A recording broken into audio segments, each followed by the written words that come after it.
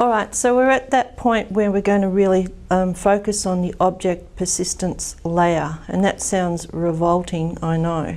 But object persistence, you need to break down the terms and what we're actually talking about. So an object, in our case, will be a table. Persistence means that we're actually going to keep the record or keep the table, it doesn't get destroyed. And a way to help explain what we mean by object persistence is, for example, if you were working online and you were filling in a form, the object that you actually see, the GUI interface object, is not persistent. So once you've filled in the form, that GUI interface object disappears. We don't keep it. But there's a control object in behind the GUI that sends the data that you put in to a persistent object. And the persistent object is that structure that the DBMS is storing for us. The persistent object is the structure that we are looking after, so that when we turn the screen off, the persistent object still remains, but our GUI interface object, which is non-persistent, disappears. And if we need it again, we just call it up and the DBMS regenerates it for us. So there is a very distinct difference between the two.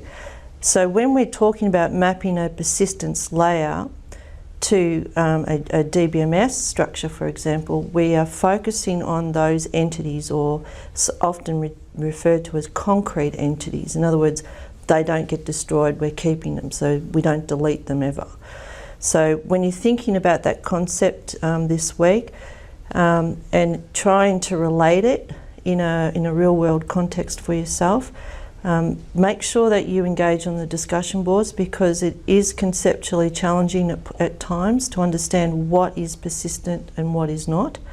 And it really helps getting that understanding of a level of abstraction about the different layers of how a DBMS is communicating and the design about that and how it's storing data for us.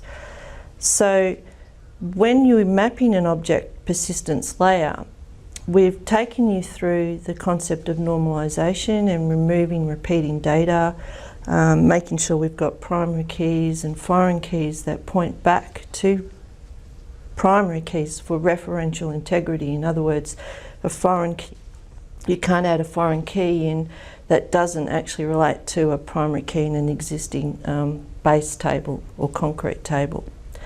So as you're working your way through, there is a reading in this section that I'd like you to do. It's just one chapter. You don't have to read it absolutely verbatim, but just have a bit of a review of that chapter to get a few ideas about the concepts.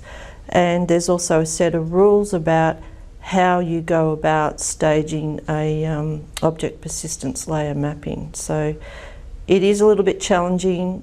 We will run through some examples with you on the discussion boards, and your tutor and I are here to support you with understanding this concept. Okay.